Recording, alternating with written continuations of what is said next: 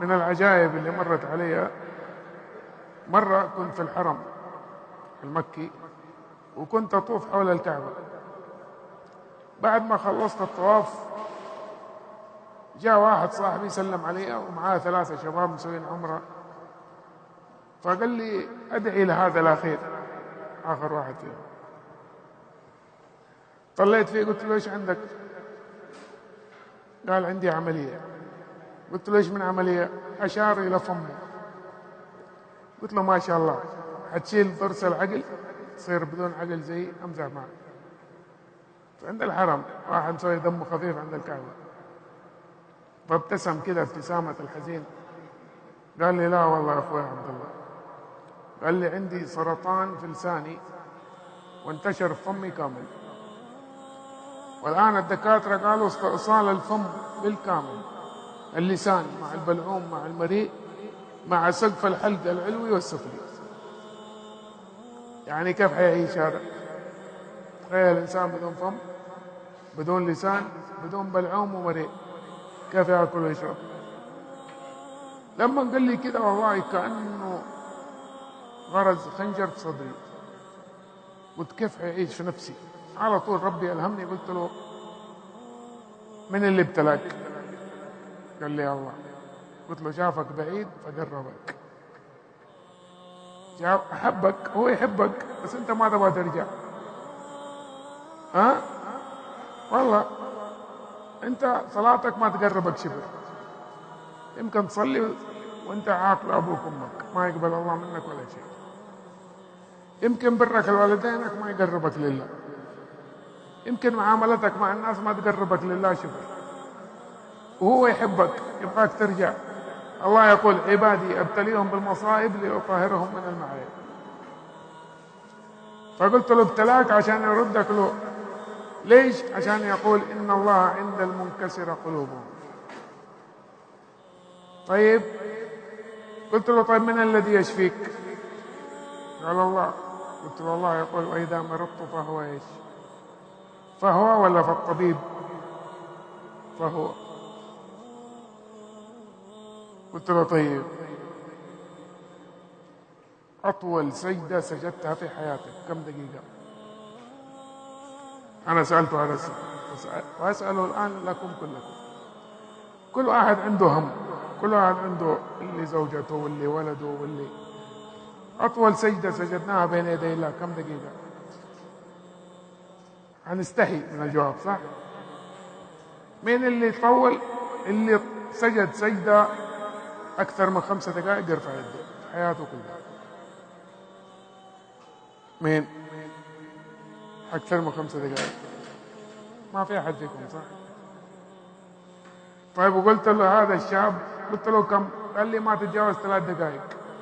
قلت له أطول سجدة سجدتها بين يدي طبيب يعني تنتظر منه حل. قال لي أوه بالساعات. قلت له طيب إيش قال لك الطبيب؟ قال ما لك حل، من 1 إلى 5% نسبة نجاح العملية. قلت له لو قالوا لك طبيب في أمريكا والطبيب هذا حلك عنده وتنتظره من الصباح إلى الليل في الشمس، تنتظره ولا لا؟ قال لي والله انتظر. قلت له طيب لو شاف أشعاتك وكل شيء وقال لك ما لك شيء إيش حتسوي؟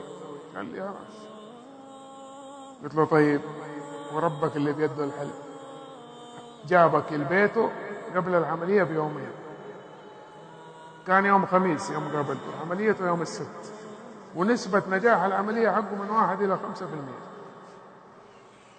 قلت له هل جابك البيت عشان يردك فاضي؟ هيا روح الآن أسجد بين يديه ولا ترفع راسك إلى يشفيك. أنا قلت له الكلمتين هذه وكبرت أصلي. هو صلى جنبي مع الناس والزحمة هذا، سلمت سلموا علي وهو ما أدري كيف، وتلخبطنا ما عاد عرفت مكانه ونسيت ما أخذ رقمه ومشيت، وجلست 8 شهور وأنا أفكر في هذا الشاب كيف حيحل هذا، كيف حيعيش بعدها. والله يا أخواني بعد 8 شهور رحت كان في حفل للمعاقين بجدة. أول ما دخلت لقيت ابن خالته اللي عرفني عليه جاي يسلم عليه. قلت له أول بشرني، إيش سوى ولد خالتك؟ قال لي والله يا بشر رحنا الرياض. تذكر هذيك اليوم يقول بعد ما خلصنا العمرة هو ما سمعني ايش قلت له. يقول قال بروح الحمام الله يكرمكم دورة المياه. يقول وراح غاب ساعة ونص ما جاء. أنا قلت هذا لا يكون أغمى عليه ولا شيء داخل. رحت أدور له في الحمام ما لقيت أحد في الحمام. قلت يمكن تلخبط ضيع، يمكن راح المكان اللي أنا فيه. يقول وأنا راجع لقيت واحد ساجد عند البرادات على مويه. لما جيت أطالع فيه إلا لقيته صاحبنا أطل في الأرض مليانة دموع يبكي. قلت خليه ما دامه يشكر ربه. يقول أنا جلست وراه أصلي ركعتين. يقول أنا كملت الركعتين وسلمت وهو ساجد. السجدة الأخيرة يقول وأنا جالس خلفه حوالي ساعة إلا ربع تقريبا. يقول بعد ما خلصنا قام دموع في عيونه حمراء. قلت أنا يلا أكيد نفسه تعبانة 5% نجاح العملية. يقول رحنا الجمعة رحنا الرياض. السبت طبعا دخلناه الجمعة في الليل. السبت اتفاجأنا انه في دكتور في المملكة جابوا امير على حسابه. الدكتور هذا افضل دكتور من فرنسا في العالم في سرطان الفم. قالوا له عندنا عملية في التخصصي خطيرة ولازم تشوفها. لما نوروه الأشعة والتحاليل استاء الدكتور فطلب أشعة قبل العملية. يسووا أشعات الدكاترة وهذا وطلب تحاليل. طبعا الأشعة طلعت لما شافها والله يا أخوان يقول شاف الأشعة الأولى والأشعة الثانية قال لهم مستحيل مش نفس المريض. قالوا له يا ابن الحلال هذا المريض نفسه وهذا الأشعة قبل أسبوع وهذه اليوم. قال لهم مستحيل. سووا أشعة جديدة طلعت نفس الجديدة. قال لهم هذا بس ناخذ الحبة اللي بلسانه قزعة منها ونسوي لها تحليل نأجل العملية. أجلوا العملية أسبوعين. طلع التحليل قالوا ما عنده سرطان منتشر. هي الحبة اللي بلسانه هذه شالوها 4 شهور كيماوية لأن ما في وجه. وإذا مرضت